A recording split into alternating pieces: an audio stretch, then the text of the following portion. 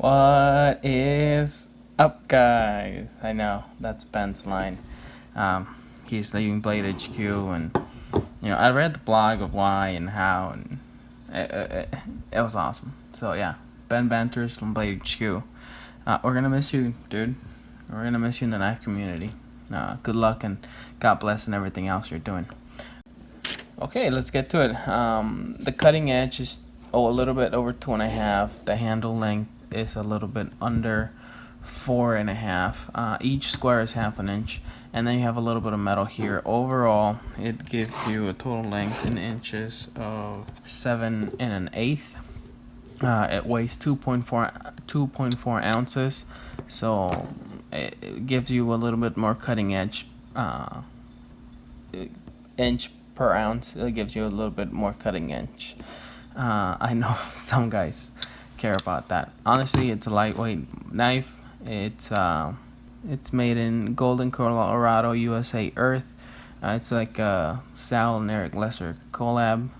And CTS BD1N is the steel they're using for this model, but me and the whole knife community are hoping that they start using they start doing sprints with different color FRNs and different steels. Any steel really would be great. S35 BD1N actually is giving me really good performance, but that's later on in the positives. Yeah, 2.4 ounces. It's thin, deep pocket carry, wire clip, compression lock, Golden, Colorado factory. Let's go on and talk about the positives of this knife. The blade. Starting it out, the blade, it gives you some flat area, it gives you some belly. The point is really nice, and for those detail cuts that I didn't realize I do so many of as a construction worker. But I love the flat for sharpening pencils. I love the belly for everything else. I love the point and how manageable it is with the ramp it gives you right here, which is another positive. And the no finger choyo, I will put it in the positives right now because I was cutting up a lot of boxes and plastics and construction working stuff, and it never snagged. Just like Eric says all the time, we don't use sharpening choyos because of the snaggitude. BD1N is a good steel for a budget knife.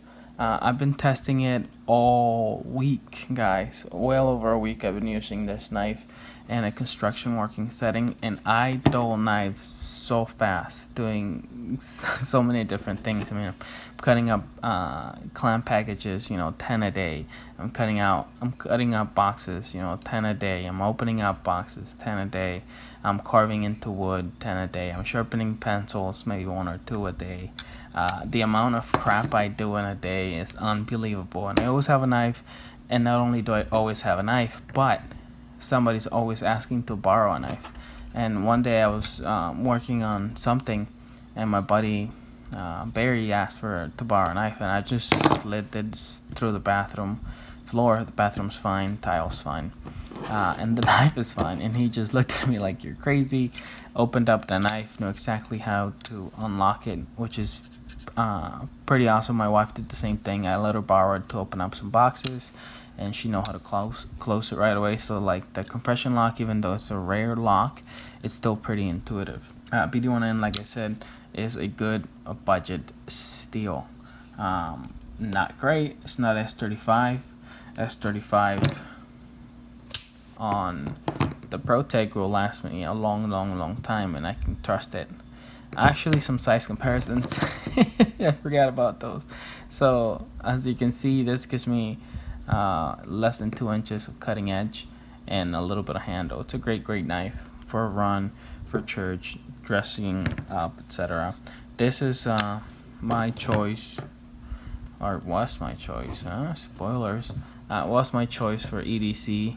3.25 inch cutting edge, great ergos, cheap, good steel. Sounds interesting, right?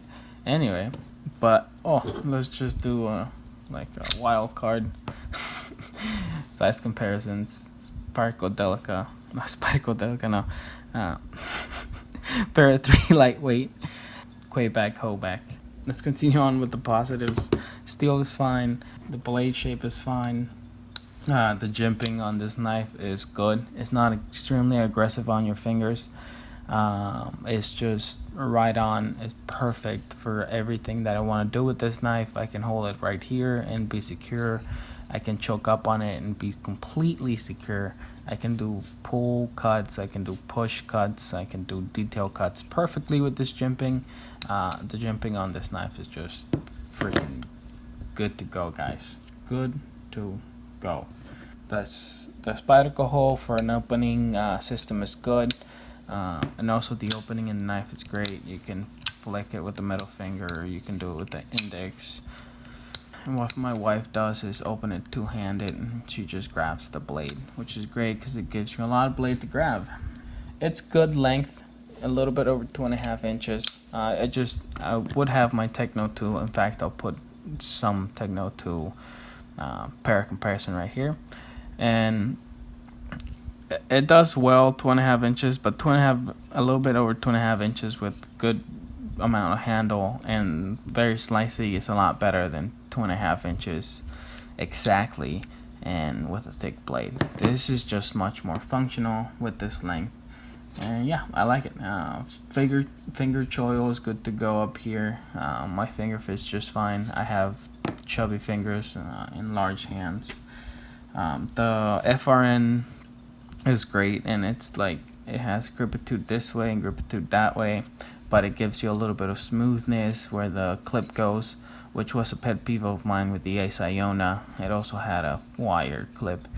This is a much better knife. I know it doesn't have M390 like the Ace Iona, but I rather have this 100 times over the Ace. That's why the Ace is no longer in my collection.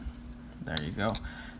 It's a great clip. It's super deep. I'll put some footage up of me carrying it, but all you see is this. You see absolutely nothing else, and it works fine with the smoothness. The retention on it is great. Spyderco knows how to do clips, and I appreciate that. The ergos are 9 out of 10, and here's why. Holding this knife up here is magical. It is awesome for my large, chubby hands. It's just great. I can hold this knife all day, but I can pretty much hold any tool all day as a construction worker.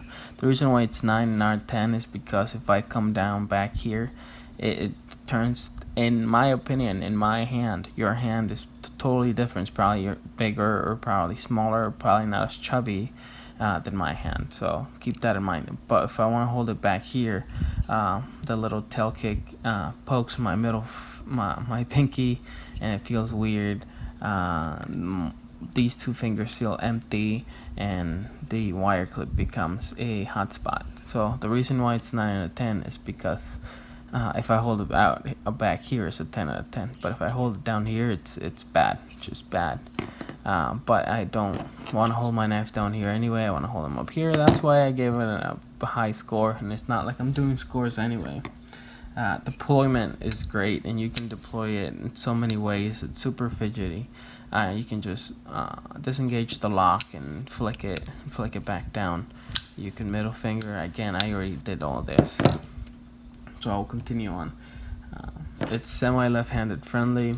I know I talked about that with the Techno, but this one's a little bit friendlier. You can just flip the clip, and you can almost do everything. I'm sure if you're a better left-hand person, you can do it easier than I can. But it's left-hand friendly. The lanyard hole is okay. If you look at it from this side, it makes sense because of the screws. But if you look at it from this side, it just looks like a random hole. But it's okay. It's not on the way. And, it probably makes it lighter weight. The lightweightness of it is great. If I wear shorts, I can put this on. I don't take it running. This is a full ounce lighter, so I take this guy running. It's shorter. This is a great knife, guys. Watch my review on the Sprint. It's a great knife. I recommend you try it out if you can. But it's lightweight, and I love the lightweightness. It's great in the hand. The cost is okay. It's $91. Do I wish I had better steel for $91? Yeah, but somebody has to pay for all of the engineering behind this knife. Somebody has to pay for all the prototypes and all that, because this knife, when you watch Eric Lesser take it apart, you can see that a lot of research and development went into designing, creating, and building this knife. So yeah, I know the Isayona was $99 and it had it had M390, but this one at 91 having BD1 in, it doesn't bother me too much because of how well made it is. Now let's go on the negatives. For the positives, I had notes. For the negatives, I'm just gonna do it off the cuff. I usually don't forget anything. This knife will be getting one of those long-term follow-ups because I love this knife, and this knife is staying in my collection, much like the Sprint and much like the Anthropos. It's just gonna be a permanent staple. Permanent meaning at least 6 months to a year. And the negatives, this doesn't matter to me, but I'm gonna say it anyways. It's not centered. You can see the tip is that way, and it's a lot because of the lock pressure, I think. And it has distinct blade play, and I didn't do anything about it getting it because I like it, and I think if Spyderco thinks that's fine, then it's fine, and I'll take it apart eventually and sharpen it and all that. But it came super sharp out of the box, so I didn't sharpen it right away. Wanted to use Spyderco's edge because a lot of you guys are not gonna sharpen your knives right away. So yeah, some blade play. It's not centered. No big deal for under $100 knife, I don't think. The other thing is when you first get it, the compression lock does pinch you guys, but as you use it, as you get used to that compression lock, it becomes easier to use and it doesn't pinch you anymore. The tip might be a little bit dainty. Guys, I was using this tip a lot. This whole 10 days or so that I've been using this knife, and it did good for me. It did just as good as the Anthropos. Honestly, I've used the Anthropos more, but it looks to have a tougher point. This one seems like a more pointier point. But it performed great. It did everything I asked of it, and yeah. But it might not be great for you. $91. Would 90 be better? Yeah. 85 be better? Yeah. And honestly, I can't wait for a different steel. BD1N worked fine for me, and once I do get a better steel, I'm gonna give this to my brother or my wife or something because it is a great knife. Also, if this knife is not in your hand like this, it is kind of slippery. So if you're just fidgeting with it, you are gonna drop it. If you're using it, you'll never drop it because it's a tool. It belongs here in your hand. But if you're fidgeting with it like I am, and like everybody else who buys it will, you're gonna drop it. But it's lightweight, it's FRN, so you won't scratch it or do anything too bad to it. Unlike if you drop titanium. I did drop this, but nothing happened to it. If you drop titanium knife, sometimes the titanium will get chipped. I wish it did have a sharpening choil. Not snagging is great, but I am gonna sharpen this, and yeah, this is gonna be a problem. So I might add one. We'll see. It won't be a problem for resale because, like I said, I'm gonna keep it, and when I get a better steel, I'm gonna give this one to my wife or my brother because I know it's a good tool. These little plastic standoffs are kind of ugly. The FRN was sharp, but the sharpness went away. Another sharp thing is the spider hole was super sharp, and this line comes up here to the circle, and then this becomes a point. So if you want to slowly deploy this knife, it will poke you. So if you're opening like this, it will tear your finger up. Obviously that's something I can take care of with some sandpaper, something I don't care much for because I flick it open anyway. But even flicking it with your index finger pokes you right here with it. It's not a big deal. Everything I said about it negative is not a big deal. This is a wonderful knife. If you have $100 in your pocket, go buy yourself some burger and fries, and also get yourself PM3 lightweight. Woodland Tactical did ask me if it stands up to Para name, and that I don't know. I don't know, because it's half of it is made out of plastic. So yeah, paramilitary is probably not a great name for this knife. I think they should have renamed it. I know it's a paramilitary 3 lightweight, but paramilitary is in the name. And with half the scale being plastic, I don't know that it's adequately named. I might baton it later, so I don't know if that will be added to this video or it might be a different thing. I guess you'll see the video, so you'll know.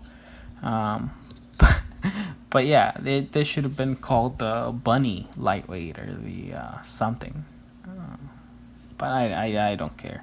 It's a great knife, guys. Buy it. If you have $100, go get yourself a burger and fries, large soda, and you can buy yourself Para 3 Lightweight. But yeah, stay tuned for more. If you're into EDC, go ahead and like and subscribe to this channel.